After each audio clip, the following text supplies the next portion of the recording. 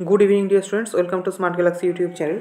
आज भौत विज्ञान चतुर्थ अध्याय पदार्थ परमाणुर गठन और परमाणुर पदार्थेर भौत ও रासायनिक धर्मসমূह এই मक टेस्ट सिरिজের উপর তোমাদের फोर्थ क्लासेर आगे देखे नेब स्मार्ट गैलेक्सी फाउंडेशনের পক্ষ থেকে এএনএম জিএনএম 2024 এর জন্য তোমাদের জন্য এনেছে একটি সায়েন্টিফিক মক টেস্ট সিরিজের টেস্ট बुक लेट এই টেস্ট বুকলেটে তোমরা পেয়ে যাবে 30 প্র্যাকটিস সেট নাম্বার এবং সেখানে তোমাদের যে প্রশ্নগুলো থাকবে সেগুলো সায়েন্টিফিক ওয়েতে যেগুলো তোমাদের প্রিভিয়াস ইয়ারের প্রশ্ন এসেছিল তার সাথে সাথে যেগুলো তোমাদের আপকামিং এএনএম জিএনএম পরীক্ষায় আসতে পারে এরকম কিছু প্রশ্ন এবং তার যথাযথ ব্যাখ্যা সহ উত্তর তোমরা দেখে নিতে পারো। এখানে আমাদের যে বুকলেটটি আছে তাতে one option correct more than one option corrector जो अपशन आछे सेगुलो देওয়া আছে এবং তার যথাযথ ব্যাখ্যা সহ দেওয়া হয়েছে।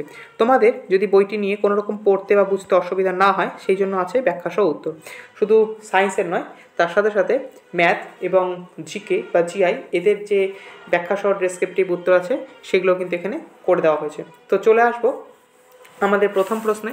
তোমরা যারা এই বুকলিস্ট এই টেক্সট বুক সিরিজটি নিতে চাও তারা কিন্তু আমাদের ডেসক্রিপশন বক্সে দেওয়া নাম্বারে কল করে সফট কপি বা হার্ড কপি হিসেবে এই বইটি কালেক্ট করে নিতে পারো। চলে আসবো আজকের প্রথম প্রশ্নে। আজকের প্রথম প্রশ্ন, আলকাতরা থেকে বেনজিনের পৃথকীকরণ কোন পদ্ধতিতে করা হয়? এর সঠিক পদ্ধতি হচ্ছে আংশিক পাতন স্তম্ভ নয়, আংশিক পাতনের মাধ্যমে। পেট্রোলিয়াম গ্যাসের কার্বনের সংখ্যার পাল্লা কত? কার্বনের সংখ্যার পাল্লা কিন্তু C1 থেকে C4 অবধি থাকে। পরবর্তী প্রশ্ন, পোশাকের ড্রাই ক্লিনিংয়ে ব্যবহৃত হয় food oil, food naphtha, paraffin এবং মোম। এর সঠিক উত্তর হচ্ছে অপশন বি, ফুড ন্যাপথা। তরল সোনা কাকে বলা হয়? আমরা প্রত্যেকেই জানি পেট্রোলিয়াম কিন্তু তরল সোনা বলা হয়।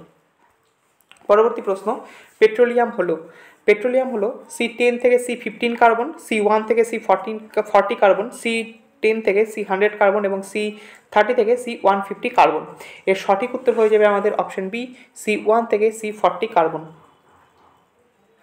ইথার, পেট্রোল, ক্লোরোফর্ম এবং জল, কেরোসিন এই সমস্ত তরল পদার্থের ঘনত্বের ক্রমটা কীরূপ হবে?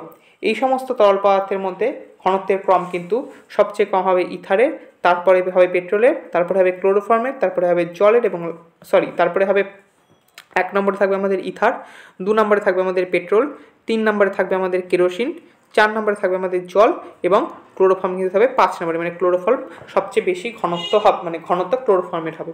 তো এখানে আমরা দেখতে পাচ্ছি ইথার 1 নম্বর মানে এ ফার্স্টে, তারপরে বি, তারপরে দেখতে পাবো আমরা কেরোসিন অর্থাৎ ই, তারপরে আমরা দেখতে পাবো জল অর্থাৎ ডি এবং লাস্টে দেখতে পাবো ক্লোরোফর্ম অর্থাৎ সি। তো এইরকমভাবে যেটা অপশান থাকবে এখানে দেখা যাচ্ছে অপশান এইভাবে সাজানো আছে, তো অপশান এ হবে এখানে সঠিক উত্তর। চলে আসবো আমাদের পরের প্রশ্নে, কাদা এবং জলের পৃথকীকরণ কোন পদ্ধতিতে করব?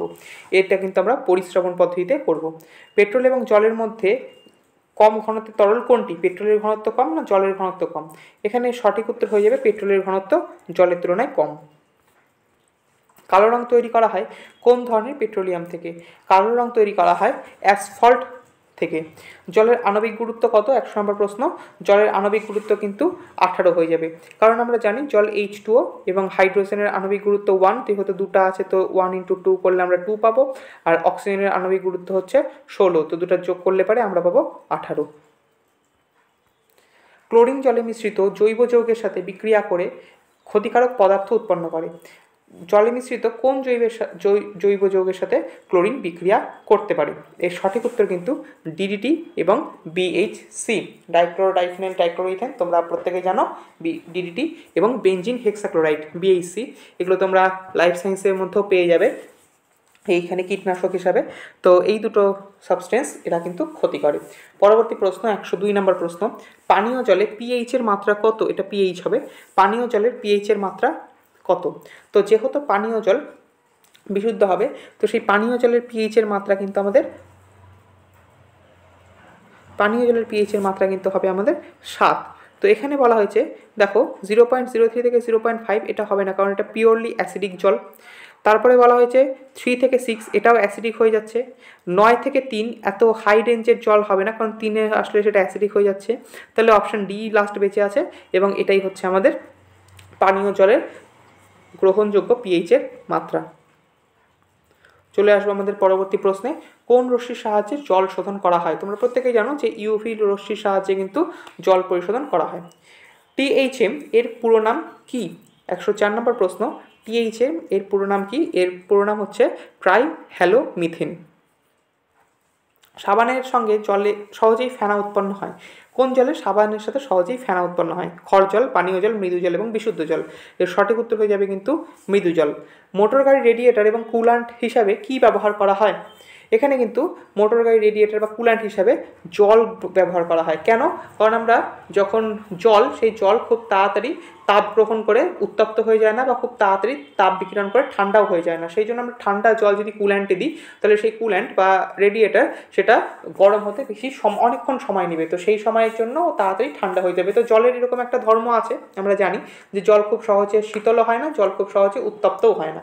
তো এই জন্য আমরা রেডিয়েটর বা কুল্যান্ট হিসাবে মোটর গাড়ি বা আমাদের যে বিভিন্ন ধরনের এয়ার কুলার থাকে সেখানেও কুল্যান্ট হিসাবে আমরা জলই ব্যবহার করি। চলে আসবো আমাদের পরবর্তী প্রশ্নে, সেক দেওয়ার জন্য জল ব্যবহার করা হয় কারণ? কেন? কারণ এখানে বলা হয়েছে যে জলের আপেক্ষিক তাপ যথেষ্ট বেশি। একটি আয়নীয় যৌগ হলো কোনটি? নিচের কোনটি আয়নীয় যৌগ? NH3, কার্বন ডাইঅক্সাইড, KCl এবং HCl। তো এর মধ্যে সঠিক উত্তর হয়ে যাবে আমাদের অপশন সি, KCl। KCl কিন্তু একটি আয়নীয় যৌগ। ফ্লুরাইড দূষণের ফলে যে রোগ হয় সেটি কোনটি? তোমরা অপশান দেখেই বুঝতে পারছো, ফ্লুরোসিস। খুবই সহজ প্রশ্ন, মানে খুবই সহজ এটার অপশান আছে। ফ্লুরাইডের জন্য ফ্লুরোসিস হবে। আর্সেনিকোসিস তো আর্সেনিকের জন্য, আর মিনামাটা পারদের জন্য হয়, তোমরা এটা প্রত্যেকেই জানো। বিশুদ্ধ পানীয় জলের ক্ষেত্রে কলিফর্ম কাউন্টের মান কত হওয়া উচিত? বিশুদ্ধ পানীয় জলের ক্ষেত্রে কিন্তু কলিফর্ম ব্যাকটেরিয়া থাকবে না, তবে কলিফর্ম ব্যাকটেরিয়া কাউন্টের সংখ্যা আমাদের 0 হওয়া উচিত।